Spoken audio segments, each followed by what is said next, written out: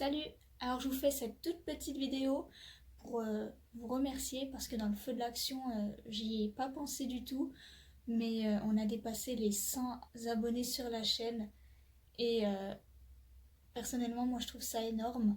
Donc je voulais vraiment vous remercier et j'espère que la suite de l'aventure vous plaira, que les vidéos vont continuer à vous plaire, que vous serez là pour voir l'évolution de la chaîne. Donc voilà, merci beaucoup. Maintenant, je vous laisse avec la vidéo principale. Salut tout le monde, c'est Sue. On se retrouve aujourd'hui pour le bilan de lecture de la deuxième semaine de mars 2021. Cette semaine, j'ai lu 11 mangas, c'est un petit peu moins que la semaine dernière, mais j'ai quelques trucs à vous présenter qui me plaît pas mal. Bon alors déjà, on va commencer par le tome 1 et 2 de Héroïne malgré moi. Héroïne malgré moi qui est édité chez Kana. Le premier tome est sorti le 22 janvier 2021. C'est un shoujo et il se termine en 4 tomes. C'est écrit quelque part là, voilà. Vous voyez ici, série en 4 tomes. Donc c'est une série assez courte. Le tome 3 sort le 9 avril et le 4e le 2 juillet. Donc cette série est assez courte et se termine assez tôt, hein, très bientôt. Alors cette série, bon, ben, c'est un shoujo assez classique. Hein. Alors les dessins sont très jolis, j'aime beaucoup les dessins. Ouais, vous pouvez voir un petit peu les planches comme ça. Les personnages sont très beaux. C'est un shoujo assez rigolo, hein, parce que justement la fille, elle fait depuis assez longtemps des sports de combat. Elle voudrait pouvoir être plus féminine, avoir une vie classique quoi de la jeune fille de son âge. Et lui par contre, il a énormément de succès, les gens limite ils le manipulent, ils se servent de lui. Du coup, elle va devenir son garde du corps. Et ça va être rigolo, on va les voir se rapprocher doucement, c'est mignon. Donc si vous aimez bien les shoujo sans prise de tête, qui sont un petit peu choupis, ben lancez-vous parce que voilà, c'est une série assez courte et c'est mignon comme tout. Ensuite, on a un de mes coups de cœur, parce qu'il y en a un deuxième. Coma héroïque dans un autre monde. Il est édité chez Soleil Manga. Il est sorti le 13 janvier 2021. C'est un seinen et il est en cours actuellement. Le tome 2 sort le 28 avril et le tome 3 sort le 7 juillet. Et ce manga, comment vous dire? Alors, tenez déjà le résumé. Voilà, je vous laisse lire comme d'habitude. Si vous n'avez pas le temps, mettez sur pause. Je m'attendais à pas grand chose, voilà quoi, à quelque chose d'assez classique. Et ben je suis pas déçue, hein. Franchement, il est incroyable. Il est hyper drôle. L'oncle qui se réveille 17 ans après d'un coma, mais en fait pendant son coma il était dans un monde typé Heroic Fantasy. Déjà je trouve le pitch assez original. Alors les dessins on peut penser que c'est peut-être pas la folie, mais moi j'aime beaucoup. Et puis si j'arrive à vous trouver, ouais, ils sont jolis, hein. Moi j'aime bien les dessins. Et en fait c'est super drôle parce que l'oncle c'est vraiment un gros otaku en fait. Et il va finir par vivre avec son neveu parce qu'en se réveillant du coup de son coma, il aura gardé les pouvoirs qu'il a obtenus dans ce monde d'Heroic Fantasy. Et ça aussi c'est assez original, assez drôle. Et c'est plein de tranches de vie comme ça où il raconte un petit peu comment ça s'est passé dans ce monde-là, à quel point il en a bavé. Parce que voilà, l'oncle, il n'est pas dans les critères de beauté classique, hein. Il est pas folichon quoi, hein. Il est pas folichon. Et bah, dans ce monde d'Heroic Fantasy où tout le monde est super beau, bien baraqué, avec des visages magnifiques, bah lui il faisait tâche et il était traité comme un monstre du coup. Le pauvre, du coup ça donne des situations vraiment drôles. Il y a plein de termes du coup qu'il connaît pas parce qu'il s'est endormi en 2000 et il se réveille en 2017. Du coup il y a pas mal de choses qui ont changé hein, durant ce temps-là. Rien que les téléphones à clapet qui se tuent à essayer d'avoir alors que... C'est plus ça maintenant. Maintenant c'est le tactile. Ou encore justement il parle de la 2G alors que on n'en est plus à là du tout hein. Et alors il connaît pas non plus le terme tsundere il me semble. Et justement cette fille est une tsundere, une tsundere totale. Et en fait elle l'aime plutôt bien. Et lui quand il montre à son neveu des passages avec elle, il est là en mode ouais elle me faisait trop souffrir, elle est trop méchante et tout.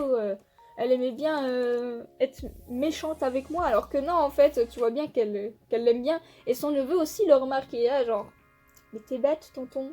Enfin voilà, il y a plein de passages hyper drôles comme ça, je trouve ça cool qu'on alterne le monde Heroic Fantasy et le monde réel via des images. Comme il a des pouvoirs, en fait, il sort de sa mémoire un style de film, et il le place comme ça dans les airs, et comme ça tu peux voir comme si tu regardais une série, ses souvenirs à l'écran du coup, et c'est rigolo, mais en même temps c'est comme si tu regardais un film. Il y a plein de trucs hyper drôles dans ce manga. Je m'attendais voilà, à quelque chose de rigolo, mais peut-être sans plus, mais non, j'ai vraiment énormément accroché. Il est incroyable, il est hyper drôle, je vous le conseille. Là, si vous aimez ce style d'histoire, n'hésitez pas, mais surtout, il est vraiment hilarant. Il est très bien fait et je le trouve pour le coup super original. Il sort vraiment du lot. Franchement, je vous le conseille. Ensuite, on a So I'm a Speeder, So What, tome 3 et 4. Alors, So I'm a Speeder, So What, c'est édité chez Pika. Le tome 3 est sorti le 20 janvier 2021 et le tome 4 le 3 mars, donc c'était il n'y a pas longtemps, le tome 4. C'est un seinen et il est toujours en cours. Le tome 5 est annoncé pour le 5 mai. Et comment vous dire, So I'm a Speeder, So What. Le tome 1 et 2, j'ai beaucoup aimé. Ouais, on découvre un petit peu l'univers, sans vraiment en apprendre complètement sur les détails, genre pourquoi ils ont été envoyés ici, pourquoi ils sont réincarnés en des bestioles différentes, est-ce qu'il y a d'autres personnes, quel est le but final finalement, et est-ce qu'ils peuvent en sortir. Enfin, tellement de questions pour l'instant toujours sans réponse. Du coup le tome 1 et 2 étaient plutôt cool. On voit notre petite araignée du coup qui découvre un peu les lieux, qui se retrouve à plusieurs endroits différents, qui va devoir combattre, apprendre à maîtriser ses compétences, se familiariser avec les lieux. Il y a quelques passages assez drôles, voilà. Les dessins sont rigolos, on va dire, sont mignons. Du coup, on va découvrir peu à peu les compétences de notre araignée, les ennemis également, et comment elle va se débrouiller. Et c'est plutôt sympa, voilà, on a plein de termes de l'univers du jeu vidéo.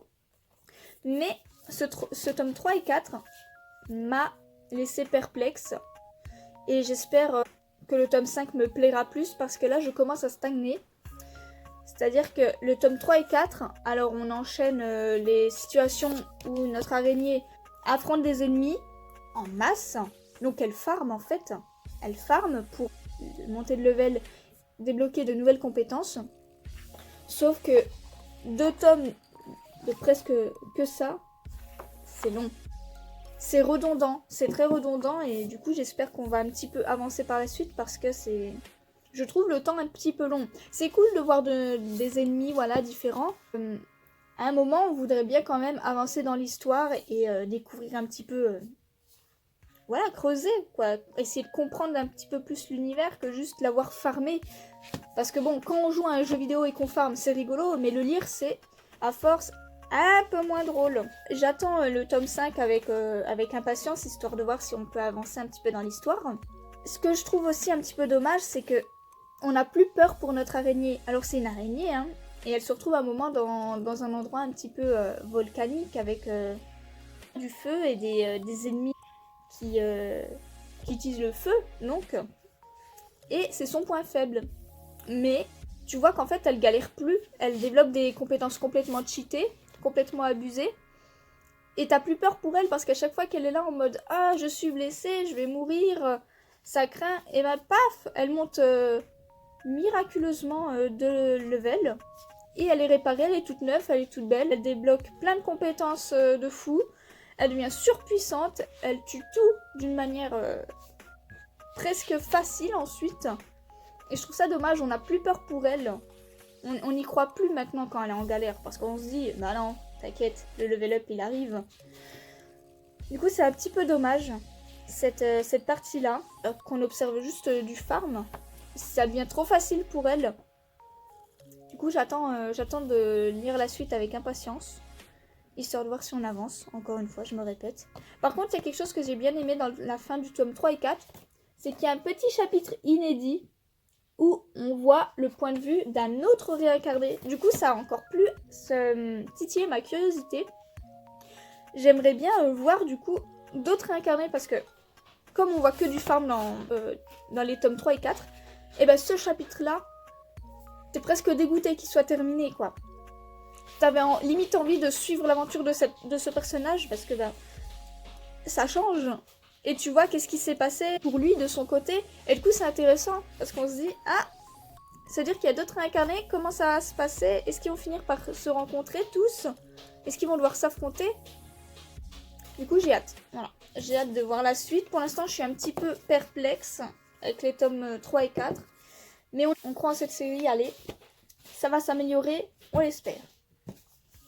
Ensuite, Shadow House, tome 4. J'aime trop. Alors ce manga il est vraiment bon. Shadow House du coup c'est édité chez Glénat. Du coup il est sorti le 20 janvier 2021. C'est un seinen et il est toujours en cours. Le tome 5 est annoncé pour le 5 mai. Et ce manga je le trouve vraiment sympa pour le coup. Les 3 premiers tomes je les ai lus il y a un petit moment. Mais ça m'avait pas mal plu. J'aimais bien le concept. Vous voyez il y a la famille Shadow. Et celle-ci s'appelle Kate. Et du coup, bah, comme vous voyez, ils n'ont pas de visage. Et du coup, c'est les enfants que vous voyez là. En l'occurrence, là, c'est Emiliko. Et elle est censée être le visage de Mademoiselle Kate. C'est des poupées vivantes. Et du coup, elles sont là, voilà, comme je vous l'ai dit, pour être le visage des Shadows. Et ils émettaient également de la suie. Et par la suite, on va découvrir pas mal de choses. Alors, le tome 1, 2, 3 était assez mystérieux. Mais le tome 3 annonçait une épreuve d'exhibition où les poupées vivantes et leurs maîtres devaient réussir des épreuves afin que les poupées vivantes deviennent officiellement les visages des Shadows. Du coup, le tome 3 était vraiment bon. Et ce tome 4 est à la hauteur de toutes mes attentes parce qu'il y a énormément d'informations. Je commençais à me poser des questions, voilà, du coup, sur l'histoire, sur cette famille, sur l'univers en général. Et ce tome 4 apporte énormément de réponses. On découvre énormément de choses sur la suie, sur les poupées vivantes. Sans spoiler, hein. Je vous laisse un petit peu juste voir les dessins et qui sont quand même très jolis. Ouais, c'est une histoire très originale qui est très à part, qui a son univers. Il est incroyable. Et du coup, le début du tome 4 finit un arc. Et là, on va rentrer dans un nouvel arc qui est, je pense, rempli d'action.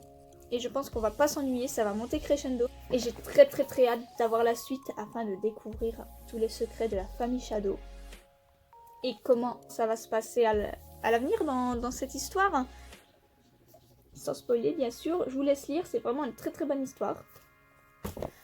Ensuite, mon deuxième coup de cœur de la semaine, Blue Period. Il est édité chez Pika le 20 janvier 2021. C'est un seinen et il est toujours en cours. Le tome 2 sort le 17 mars, donc très bientôt, j'ai très très hâte. Et le tome 3 le 19 mai. Alors, Blue Period. Voilà, je vous laisse lire. Rien que cette phrase, elle me donne des frissons, vous savez. Le sujet de l'art est très présent pour moi. J'aime énormément ce domaine. Ah là, je dessine. Et ce manga est incroyable. Voilà, on a ce personnage-là, Yatora, qui est très brillant, qui a une vie assez normale. Et il s'est juste enfermé dans un cocon où il se donne un genre, j'ai envie de dire. Et finalement, il va découvrir la peinture et il va s'ouvrir un petit peu à ce monde-là, au monde de l'art. Et c'est grâce à la peinture qu'il va se sentir pour la première fois vraiment exister. La peinture va combler le vide dans son cœur, en fait, en lui. Je trouve ça magnifiquement retranscrit. Ce manga est très très beau. On a énormément d'informations sur l'art également. Et je trouve ça super cool. Regardez-moi. C'est beau, hein. C'est super beau. Le, le manga est vraiment magnifique. J'essaie de vous montrer quelque chose. Leur prof d'art, elle est incroyable. J'aurais bien voulu avoir les mêmes profs en art plastique. Mais le mec, il va être déterminé, quoi. Il va être déterminé pour entrer dans une école d'art. Et franchement, j'ai juste envie de dire que c'est beau. Et j'aime bien ce manga parce qu'en fait... Alors, je retrouve plus la planche, mais ils expliquent clairement. Alors, le héros pensait au départ que l'art, c'était un don. C'était un don et que ceux qui n'avaient pas de don, du coup, pouvaient pas se lancer dedans. Sauf que non. Non. Et il le voit par lui-même, du coup. L'art, c'est pas un don. C'est du travail. C'est du travail acharné. C'est de la motivation. C'est pas juste un don. Il y a des personnes, oui, quand ils dessinent, quand ils peignent ou autre, ils sont plus doués que d'autres. Mais ça reste du travail quand même. Ces personnes ont travaillé pour en arriver là. C'est pas venu comme ça. Et c'est bien que ce manga l'annonce. Parce que je sais qu'il y en a qui le pensent vraiment. Je vois parfois des gens qui commentent, ouais, t'as vraiment un don et tout. Non, non, non, non, non, non. C'est pas un don, c'est du travail. C'est du travail, des heures de travail. D'échecs, de réussite, c'est vraiment du travail. Comprenez ça, c'est du travail. On n'atteint pas la perfection en clignant des yeux. Du coup, j'aime beaucoup que ce manga parle de ça. On voit les difficultés à entrer dans ce genre d'école et également le regard des gens sur le domaine de l'art. Quand il met ça dans ses fiches d'orientation, le prof lui dit que c'est du gâchis carrément parce qu'il a des bonnes notes, qu'il pourrait faire autre chose. Et c'est juste énervant. Je lui dis non, l'art, ça peut être un travail. Alors oui, c'est pas forcément le domaine le plus simple, mais il y en a vraiment qui traitent l'art comme un simple divertissement, alors que pour certains, c'est vraiment bien plus. On voit le parcours de ce garçon qui veut entrer dans une école d'art et qui va rien lâcher pour y arriver. On voit aussi sa mère qui après avoir vu ses dessins, va complètement le soutenir dans l'ombre, et c'est beau. C'est très très beau. J'aime énormément ce manga et j'ai très hâte d'avoir la suite, histoire de voir si notre cher Yatora va s'en sortir, s'il va réussir et entrer dans cette école. Parce qu'en plus, il a du potentiel, hein, parce qu'en 6 mois, il fait déjà du taf de fou. Je suis presque jalouse. Ensuite, We Never Learn, tome 14 et 15. Alors, We Never Learn, c'est édité chez Kazé. Le tome 14 est sorti le 25 novembre 2020 et le tome 15 le 27 janvier de cette année. C'est un shonen et il est en cours actuellement toujours. Le tome 16 annoncé pour le 24 mars, donc très bientôt. Le 17 pour le 5 mai et le 18 pour le 7 juillet. Alors We Never Learn, je ne sais pas s'il y a encore besoin de le présenter. J'aime énormément cette série. J'aime énormément les dessins. Je trouve les personnages hyper drôles, hyper attachants. C'est plein de petites tranches de vie où il alterne avec chaque fille. Hein. Et il se passe quelque chose. Et en même temps, ils avancent dans leurs études. D'ailleurs, dans le tome 15, ils commencent à passer leurs examens. Moi, j'ai mes petites chouchoutes. Hein. Je suis impressionnée par l'évolution des personnages en général. Mais je pense que le personnage qui évolue le plus, je pense que c'est Ogata quand même. On voit vraiment une évolution. Voilà, elle est comme ça. Je sais pas si on va voir. Mais elle a une évolution incroyable. Ogata, elle s'ouvre aux gens maintenant. Elle rigole. Et je trouve ça tellement touchant. Regardez comme elle est trop kiki.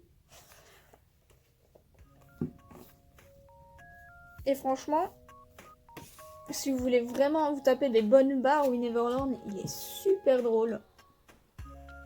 On a les filles juste ici. Hein.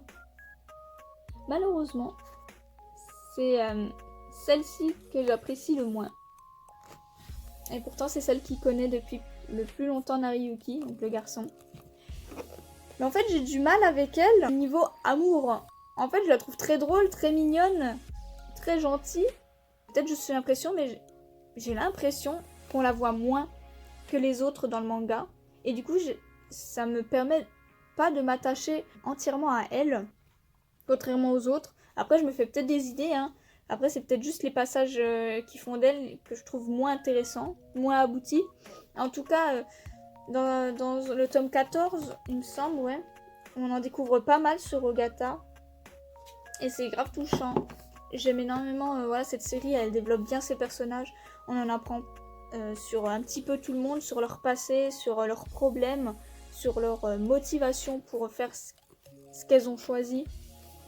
Et voilà, ce manga, il est touchant et en même temps incroyablement drôle. Et les dessins sont super beaux. Bon, il y a un petit peu de fanservice, hein, mais bon, c'est un harem, quoi. Ça, c'est mignon. Et enfin, pour finir, Fire Force, tome 1 et 2. Ça y est, j'ai commencé Fire Force.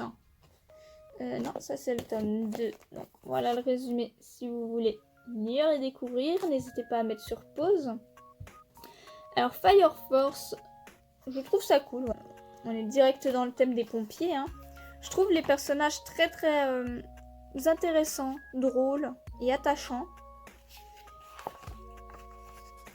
Et le héros a une mimique qui me fait fondre et rire en même temps. Voilà. Quand il est tendu, quand il est nerveux, il fait un vieux sourire crispé comme ça. Et je trouve ça hilarant. Parce qu'il y a des fois où il y a des situations très sérieuses. Et du coup, comme il est tendu, il fait cette tête débile. Et ça peut énerver ou impressionner certaines personnes. Mais le héros, ouais, je le trouve assez touchant dans son petit passif. Je le trouve mignon. On a envie de le protéger alors qu'il peut quand même très bien se débrouiller tout seul. Mais je sais pas, il a une petite partie où... il y a une petite partie de lui que ça a envie de protéger, qui le rend mimi comme tout. Et c'est une histoire assez intéressante, je trouve. Assez originale. Après, ça reste du shonen assez classique. Hein. On a un petit peu tous les codes qui sont là-dedans. Mais je trouve quand même qu'il y a un petit quelque chose. Et j'aime beaucoup. Bon, par contre, il y a ce personnage, Arthur, qui arrive. Et qu'est-ce que je trouve chiant. Alors, je suis désolée de dire ça, mais je le trouve chiant. Pour l'instant, en tout cas, faut que je lise les autres tomes. Peut-être que je vais finir par l'apprécier. Hein. Mais bon, il y a Shinra qui est chou comme tout. Et il y a Arthur que je trouve relou. Il se prend pour un chevalier, là. Il est insolent. Et quand ils sont tous les deux, ils se disputent tout le temps. Et je trouve ça dommage. Ça fait trop bébé d'un coup. Ils ont l'air de deux gosses de 7 ans et demi. Et c'est embêtant. Parce que je trouve pas ça intéressant. Après, c'est peut-être parce que j'ai grandi depuis. Et que les disputes débiles, ça me fatigue. Mais ouais, je trouve que leur dispute de gnangnan, là, ça n'apporte rien à l'histoire. Et au personnage non plus. Je trouve ça juste chiant. Du coup, ce personnage, j'ai un peu de mal. Mais sinon, l'histoire est cool. Il y a pas mal de choses qui me trottent dans la tête. Je me pose pas mal de questions. J'ai hâte de lire la suite quand même pour découvrir en même temps que le héros qui est la cause de son malheur d'enfance. Donc j'ai très hâte. Les dessins sont vraiment sympathiques en plus. Hein, je vous ai déjà montré. J'aime bien. Les personnages ont tous un petit quelque chose. Et du coup, on s'attache assez vite à eux. Donc voilà. Du coup, ce bilan de lecture de la deuxième semaine de mars est terminé. J'espère que cette vidéo vous aura plu. Est-ce qu'il y a des mangas qu'on a en commun? Dites-moi, est-ce qu'il y a des mangas qui vous intéressent dans le tas que je vous ai présenté? Et dites-moi, quel manga avez-vous lu cette semaine? Ça me fera un plaisir de vous lire. Du coup, voilà, n'hésitez pas à me suivre sur Instagram. Je fais des reviews de tous les mangas que je lis chaque jour parce que je publie pratiquement tous les jours. Donc voilà, n'hésitez pas à venir sur mon Instagram. Je mets le lien tout le temps en barre d'infos si vous n'avez pas remarqué. Et voilà, du coup, j'espère que la vidéo vous a plu. Et on se retrouve très vite pour une prochaine vidéo. Bonne journée!